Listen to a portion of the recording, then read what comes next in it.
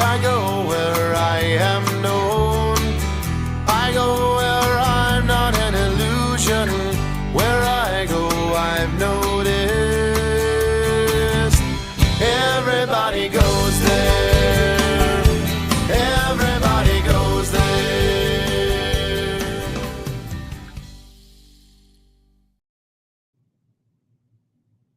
Hello and welcome to Around Town TV Live's Car Talk with Carla, your lifestyle, business, and automotive experts. We've been featuring and bringing you the best kept secrets, businesses, organizations, and people since 2003. We are the Minneapolis-St. Paul, Twin Cities area's longest airing television community showcase, and we've been streaming worldwide for almost a decade. I am so thrilled to have with me today our very special guest. He's the co-founder and CEO of Stream Companies, where I'm currently a regional vice president of sales. Please welcome David Regn. Thank you, David, for making this happen. Hi, Carla. Thanks for having me. Appreciate it and look forward to chatting. Absolutely. And I know we've scheduled and posted for the promo, and there are people online. Thank you. Thank you for your patience. Many of you know, I'm going to do a little segue, that our family supports the youth across America. And David's son had some different, he had, his sports events were rescheduled a couple times. Yes. Basketball rescheduled due to the weather. And then sadly, today he was, I guess there's a bad accident and it did not look good. So thus us getting started a little bit late, but better late than never, as they say. And David, you are the epitome of the American dream when it comes to entrepreneurship. And you've worked very hard. And I've been told, I'd love for you to share the story that you started Stream Companies. Was it in your mother's living room, garage, something like that? The living room. So this March, it'll be 30 years ago that Jason Brennan, my, one of my best friends and my business partner for 30 years, started what was then the concept that became Stream. And here we are, from just him and I and my mom's living room to nearly 700 employees, and 30 years later, and a lot of great stories. Well, and we'll get back to Stream in just a little bit, but one of the things that I'm so proud of to work at Stream is Stream Companies has won the Inc. 5000 award 18 times, and I believe one, maybe two other businesses have accomplished that. Is that correct? Yeah, two other businesses, Carla, have accomplished that. And, it's really just, I think, a testament to, the mentality that we have, is to, really lean in and help our clients. And that's what Jason and I did when we first started, and, being able to bring, insights and results to our clients. And then, as that, spread from just Jason and I to our first couple employees, it was really about how do we lean into building, a great team that has a growth mindset, a like mindset, that just really wants to help each other and help our clients. And we been super fortunate over the years to just surround ourselves with great team members and great clients that have taught us just a tremendous amount about business and the automotive business. And that's really what's allowed us to be here 30 years later. Well, and one of the things I'm most proud of is, there's many things of Stream Companies, but there's in leadership level, there's not only media experts from the agency level, traditional, integrated, but automotive experts as well. People who've worked the dealerships, they've owned dealerships, they've been general managers, and that's so impressive. How has Stream Companies evolved from your mother's living room to now? Yeah, no, I think just, that simple concept of helping businesses, but I think the biggest, driver of success for us and how it was enabled us to grow was just a pure curiosity for how business works, how businesses grow, why businesses struggle, and why businesses succeed. And, through the years, through some, amazing clients, going back to a gentleman named Dale Petrovich, who was a client of ours for you know, 28 years until he sold his business. And I learned from him that, you know, really it's about listening and understanding the business and the problems. And I was fortunate enough early on to get introduced to a couple automotive dealers, you know, that were struggling in terms of, you know, in 1998, you know, many dealers didn't even have an email address, right? They certainly didn't have many of them didn't have a website. So it was this transformational time, you know, where Jason and I were, you know, just graduating college, and we were on, you know, the forefront of this technological shift. That was the internet. So we were able to sit on both sides of old school and new school, which I think really positioned us to have meaningful conversations, to, you know, advise our dealers that, like, hey, it's not just going to be about running newspaper ads and doing, you know, some TV ads or radio ads here and there. It's about, hey, what's working? Are we tracking our advertising? So I think we were very fortunate to be, you know, in that evolution of both the internet and the automotive business at the same time. Right. And, you know, not only were we able to advise and guide our clients through that transition, you know, they were there to teach us the nuts and bolts of the dealership, you know, how to read a statement, how they made money, you know, front end, back end, you know, parts, service, wholesale, you know, all those things that we were able to learn, you know, in our early 20s, and really, you know, work hands-on with our clients. And that just really set the stage and the foundation for the type of people that we wanted to bring onto the Stream team. Really having, one, you needed to be curious, and two, you know, you needed to want to take that curiosity and turn it into lifelong learnings about not just advertising, but about the industries that we served, and particularly all the nuances of the automotive. So, you know, we built the team that way, and as we continue to grow, you know, we then look to bring in, you know, skill sets that Jason and I didn't have, whether that was people that worked in retail, people that ultimately ran dealerships as COOs, ultimately people that were dealer principals. And I think, you know, building, you know, that level of talent throughout the organization throughout all these years, you know, puts us in a unique position to help our clients. Like you said, we have experts across, you know, all disciplines of media, paid search, paid social, traditional media, technology, but also rooted in that understanding of retail automotive and everything that goes into it, from, you know, a front end, back end standpoint, how to deal with OEMs, understanding co-op, understanding state regulations, federal regulations. There's a lot of complexities in our business, and we built, you know, a team that allows our clients to tap into all those resources. And you do it well. And I just love the team and the people. I think the people and their expertise and knowledge and talent and skill sets make it. I know I enjoy being on calls and helping these dealerships grow their business and actually move the needle because of the knowledge and expertise. Speaking of which, the 2026 automotive landscape is ever changing. And I know you've shared some thoughts with all of us behind the scenes of how to help our dealerships. Now that we have their attention and some of them are watching, what would your advice be as we get here? You know, we're heading into February here and out to NADA, but just some advice you might give them. Yeah, Carla, I think it's, you know, it's really, I just was talking to a dealer that's been in business for 45 years on the way to the office.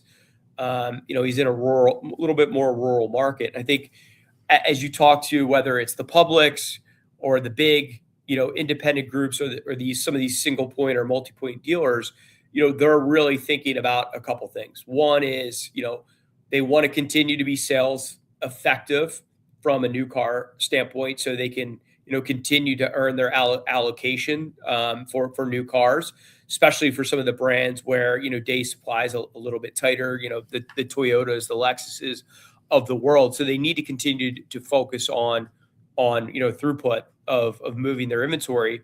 This particular conversation was about that with the dealer who's a Toyota dealer, and I think trying to balance profitability has been so good post a couple of months post COVID, that I think there's a balancing act of how do I manage front end gross for new car, F&I income, which for most has been at record levels, but making sure that we're competitive in this price sensitive environment for affordability across America. And as we look at the economy right now, most people will say we're certainly in a K-shaped economy. So affordability becomes a big part. Average new car payments $750, average used car payments somewhere $550, $560, somewhere there. So it becomes of like what cars can we sell the customers that need those cars. So that's certainly on the top of mind of all of our clients is, how do I continue to drive demand so I can move my new car inventory? How can I acquire, quality trades, whether it's from, trade-in or buying cars from the street, given, that auction prices, et cetera, have become, more competitive. We've got the, Carvanas of the world that have really affected that market as well. So I think from that perspective, we're here to help guide our clients through, the business challenges they have in the market dynamics, and how do we make sure that we're getting our brand messages and our go-to-market messages for our clients in front of people that are actually in the market for a new or used car. So that's priority, number one for us, and helping advise them through that, and structuring go-to-market budgets that are going to produce a positive return on investment. And then the other big thing is, I think not just auto, not just our business, but the world in general is going through a monumental revolution of technology, and AI. And again, I think there's a lot of education on really what is AI, how does it help my business, where can it help my business, where can it hurt my business, do I become over reliant on AI? So a lot of the conversations that we are having, with our clients are around, AI in general, agentic AI as it relates to the overall business, AI as it relates to advertising. So it's really an exciting time as we help our clients navigate through that. We just had a emergency webinar on ChatGPT, now accepting ads on the free version. So things are really changing every day when it relates to AI. And at Stream, we made a conscious decision and investment couple of years ago to lean into AI to be able to help our clients get better business insights into where can we find market opportunities within the vehicles and the segments that they sell in.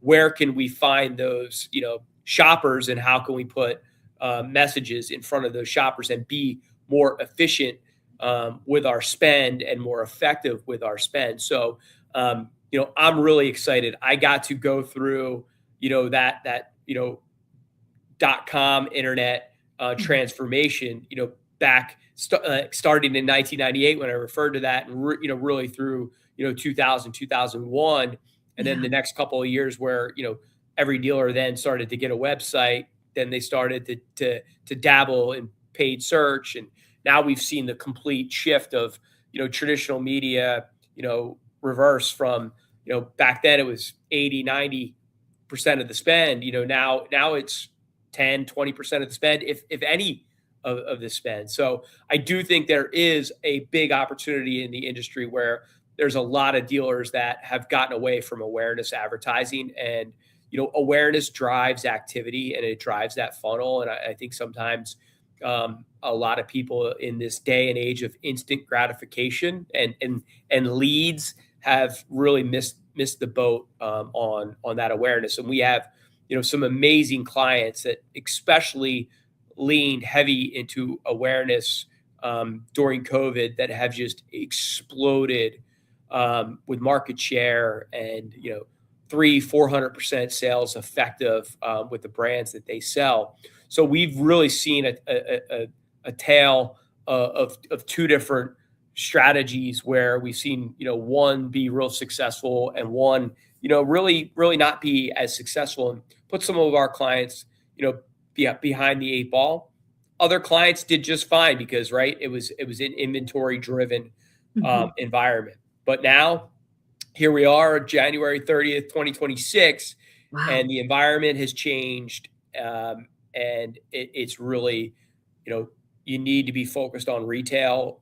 You need to be focused on guest experience, lead experience, whether it's a phone call, chat, text message, email, whatever it may be. The great guest experience and across all the channels, not just walking into the showroom or walking into the service department, is where a lot of dealers are going to win big time, along with effective advertising. Oh, wow. Well, thank you. I mean, that's just a wealth of information. And, one thing when AI was just a couple of years ago, when I was starting hearing more and more about it, I went to a seminar, and this gentleman, it was part of the early development stages. I'll never forget someone asked him a question and said, "Will AI replace the human?" And he said, "No, but humans running AI will." And I thought, wow, that's powerful. Now, whether you agree with that or not, I thought, oof, and watching just behind the scenes, which leads me to my next question. There are other agencies out there that focus on automotive. There are vendors who do pieces of what we do, but there's not really anyone doing what Stream does. What, in your opinion, and I know there's quite a few things that set Stream apart from the rest? Yeah, Carla, what I would say is, rewind to 1998, and there was a lot of traditional agencies where a dealer had agencies that were designing their newspaper ads, placing their TV, their radio, writing jingles, etc. So as that process changed and evolved, a lot of those traditional agencies never made the switch to integrate with digital. So you saw, the foundation of these digital agencies and website companies. Early on, Reach Local was out there selling dealers paid search, and then you had, Dealer.com and other early, kind of winners in the website space get into digital advertising. So then it became, kind of the traditional agency and then the digital providers. And I think what really made Stream unique in the entire cycle, and still what makes us unique today, is having that fully integrated approach that starts with strategy and planning based on, market data, market share, sales by zip, make model comparisons to what you're selling, coupled with a very unique go-to-market creative message, that separates, you from the dealership that might have the city name and then the OEM, right? So it becomes, part art, part science. And I think as we grew up in this transformation of traditional to digital, what made Stream unique is Jason and I were like first generation digital natives, in the sense that we were super comfortable with computers and phones as they were just hitting the market.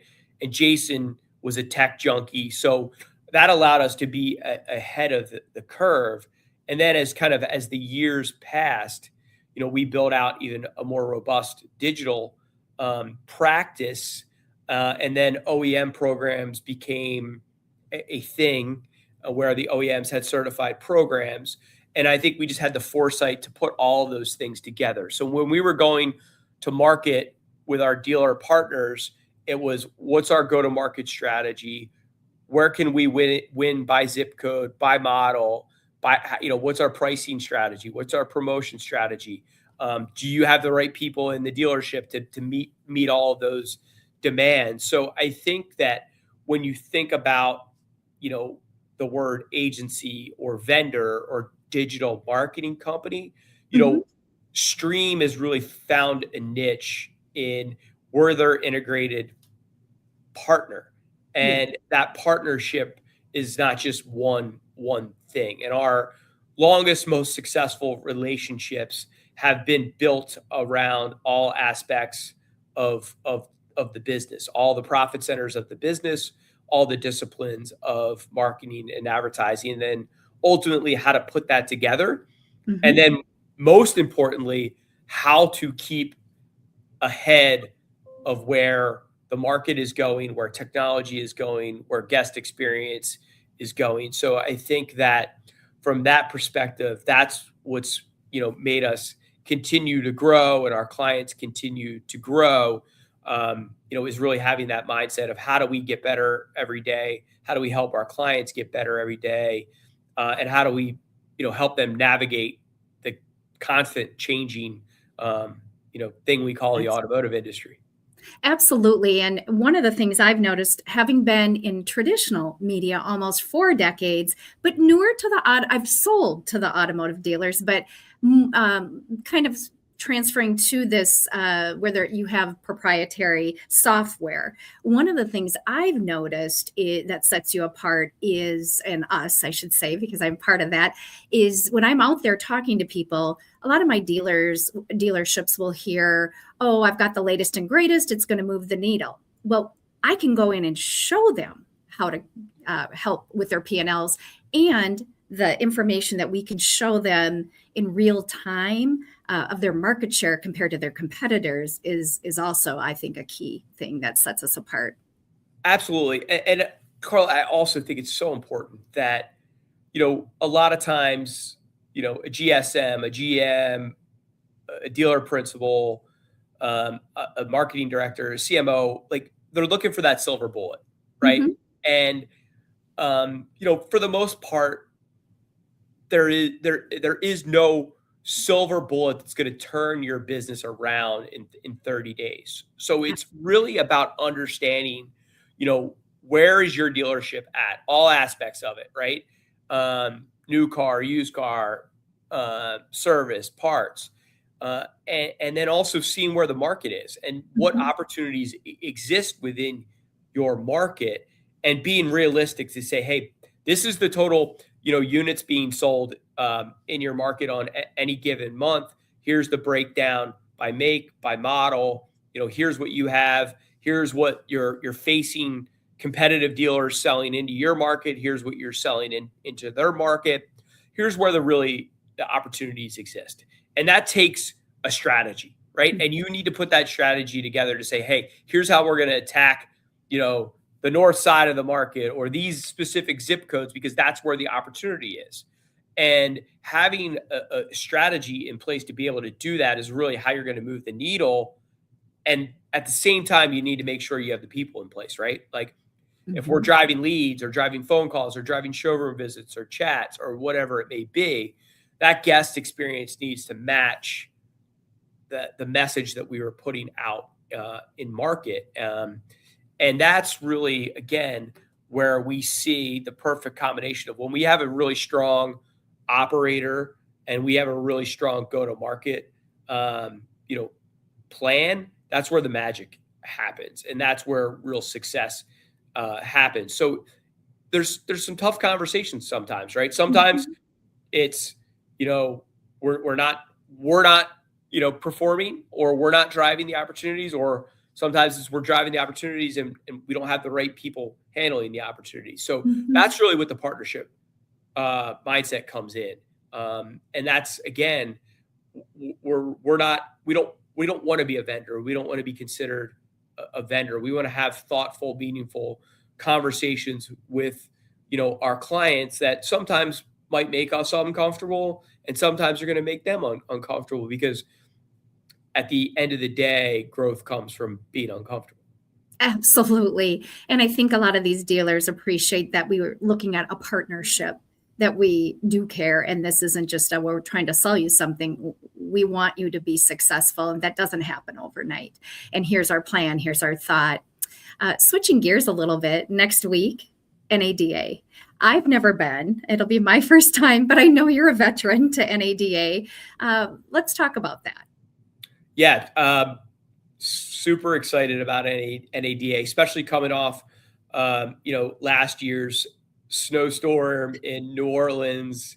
Not a lot of attendance, not a lot of great conversations, and not a lot of traffic, and a lot dealers missed out, exhibitors missed out. So I think the industry is excited. It's Las Vegas, which people like to go to. Yes. The temperature looks to be Perfect. in the 70s, a little chilly at night, but it looks to be great. It's the week before the Super Bowl. They moved NADA to Wednesday, Thursday, Friday, which I think is great, and will be a lot more robust conversations. And I'm hoping for record attendance. I know we have a jam-packed schedule meeting with our dealer partners, our OEM partners. So I'm excited to get out there on Monday and spend the week, talking to our clients, meeting with our partners, and having new conversations. I think there's going to be a lot of noise and buzz around, AI. And my advice to the dealers out there is you need to lean in, right? Definitely need to lean in and understand AI and truly figure out what's the strategic plan on how it can make your guest and customer experience better first and foremost, because none of us are in business, without customers coming in and buying new cars, used cars, and parts and service. So I think all of us need to be approaching it with the mindset of how do we make it better for the consumer. So that's important. And I think as a consumer, all of us have called an airline or a credit card company and seen some pretty bad attempts to lean into, voice recognition, AI, and AI customer service, and it's bad. It's very bad. So my advice is, before you, jump in,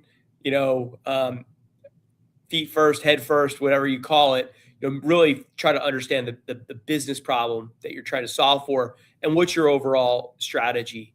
And ultimately, everything should come back to, is it going to provide a better guest experience, whether that's allowing me to match a customer to a vehicle quicker, allowing me to find a vehicle faster for a client, get them, in and out of buying a car faster, getting them in and out of service faster.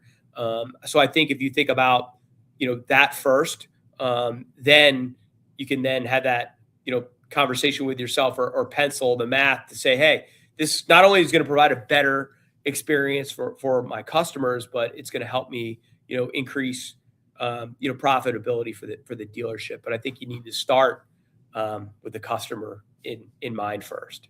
Absolutely. And I want to invite any of the dealers that are watching or see this later on, stop by. We'll have beverages. And of course, if maybe you don't have any pain, but you're just curious as to what we do and you're checking everything out, or maybe you don't need an audit or not interested, but maybe you are. That's one of the cool things that we can do. We'll have all of our experts there. Our entire team that would put all this together for you can show you in real time the market share you have against your competitors right there at the booth. And we can also, if we're able to meet, like I've got a few calls here today, I'm going to meet with people, give that information to my team. So before I get there, I'm going to meet with a few people and show them how we can move the needle, not just tell them. And I'm looking forward to that as well. So I invite you all to stop by and say hi to Dave and I and the stream team. Absolutely. Carla, thank you so much. You're welcome. It was fun, and I think, my message is we're here to help. We're here to educate. So please take the time, if you're in Vegas, to come meet the team. Well, and thank you, Dave. Is there anything else that I didn't ask that you wanted to share? No, I just think again, it's going to be an exciting week. Lots of learning. We, two amazing colleagues are speaking. So I know there's a lot of great sessions other than R2, but I know Mhm. R2 are going to be well attended. So I Absolutely. encourage everyone to learn, come ask questions, and let's just collectively make this industry better. Absolutely. And I may go live. It'll just depend. Sometimes technology doesn't allow me to from the booth or from the convention center. If not, of course, in the next couple of weeks, we'll be back with Around Town TV Live and Car Talk with Carla. And I'll look forward to seeing you all again then real soon. Thanks for joining us, and we'll see you very soon. Bye bye.